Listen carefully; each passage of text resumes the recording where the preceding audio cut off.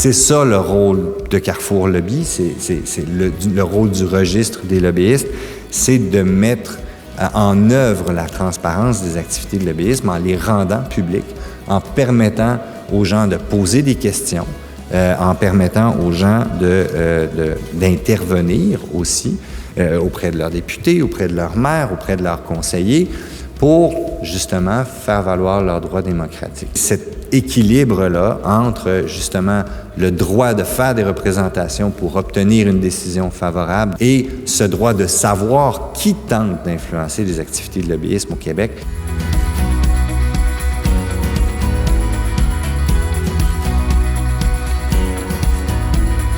Je dirais que, en fait, presque tout le temps, c'est profitable. C'est tout à fait normal d'avoir des activités de lobbyisme en démocratie, puis ça nous permet, nous, comme décideurs politiques, d'avoir un bon portrait de situation. On a des relations avec des lobbyistes ou des gens qui font du lobbying quotidiennement quand on exerce une charge publique, puisqu'on est tenu de prendre des décisions. Tant que c'est fait de façon ouverte, transparente, puis que les citoyennes et citoyens puissent en prendre connaissance, je crois que c'est exactement là l'équilibre que l'on recherche. Le lobbyisme a vraiment un impact très concret dans nos vies. Je dis souvent à mes étudiants, c'est tout autour de nous. Et je donne souvent l'exemple du Guide alimentaire canadien. Comment se fait-il que pendant longtemps, le lait, le bœuf, la viande aient occupé autant de place dans le Guide alimentaire? Bien, il y a des influences derrière. La notion de transparence, elle est essentielle quand on parle de lobbyisme, justement pour tenter de comprendre quelles sont ces influences qui se profilent derrière les décisions politiques.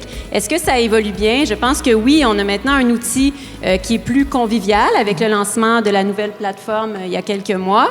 Et je pense que c'est vraiment un outil qui est à la disposition des journalistes, des citoyens, des citoyennes pour essayer de mieux comprendre quelles sont ces influences. Le fait de rendre transparentes les activités de lobbyisme, c'est ce qui les rend légitimes. Sans cela, on est dans l'opacité. Puis, je pense que ça permet également d'apporter une vision plus concrète à comment la décision gouvernementale se prend. Parce que, tu sais, certains vont dire que le lobbyisme, c'est un mal nécessaire, d'autres vont dire que c'est vraiment quelque chose dont on devrait se passer. Mais le lobbyisme, il est inhérent à nos sociétés démocratiques. Tu sais, on est dans des sociétés pluralistes, donc il y a une pluralité d'intérêts qui sont concernés par toute une panoplie de sujets. Et c'est impossible, en fait, pour les décideurs de tout comprendre les implications qu'ont ces sujets-là. Donc, ils ont nécessairement besoin d'interagir avec les différents représentants des groupes pour pouvoir se faire une tête. À eux, à la fin, par contre, de trancher. C'est pour ça qu'on tente d'influencer les décisions, mais on ne les prend pas à leur place. Souvent, on a une méconnaissance du lobbyisme. On a l'impression que c'est associé à des activités illicites. C'est une perception qui persiste, effectivement. Cette méfiance à l'endroit du lobbyisme demeure. Et il faut dire que cette méfiance est souvent alimentée par certains cas d'actualité. Oui. Pour moi, le lobbyisme, on le dit depuis tout à l'heure, c'est une activité légitime en démocratie. On ne voudrait pas des gouvernements qui gouvernent en vase clos sans tenir compte des réalités du terrain. Et ce qu'on voit à travers certains cas d'actualité, ce sont des moyens ou des tactiques parfois manipulatoires qui sont mises de l'avant, que ce soit par des moyens excessifs, que ce soit par des moyens parfois trompeurs. C'est sûr que quand il y a une bonne nouvelle, ça fait rarement les nouvelles. On doit l'admettre, là. Certains moyens qui sont un peu moins légitimes et tout ça, ou la connivence qu'on peut retrouver entre certains lobbyistes et certains titulaires de charges publiques, oui, ça alimente le cynisme, peut-être à l'endroit du lobbyisme, mais moi, c'est mon travail de dénicher et de dénoncer, en quelque sorte, là, ces enjeux-là. Mais je dois avouer qu'effectivement, c'est rare qu'on va faire la une d'un journal avec une activité parfaitement légitime qui s'est faite dans les règles de l'art. Le mot lobbyisme, il y a une certaine connotation également. Le lobby, historiquement, on se rencontre dans le lobby, une poignée de main pour essayer d'influencer quelque chose. Il y a des organismes qui refusent littéralement d'être qualifiés de lobbyistes parce qu'ils disent « je ne suis pas ça ». Déjà, quand on se met à parler de représentants d'intérêt, comme on le faisait tout à l'heure, je pense que ça permet de mieux accepter la chose. Okay? Donc, je crois qu'il y a aussi une notion de terminologique, là.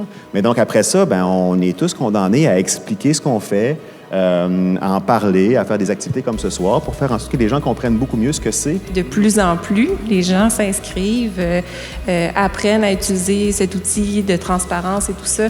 Donc, un jour, j'aurai peut-être plus de travail, en fait.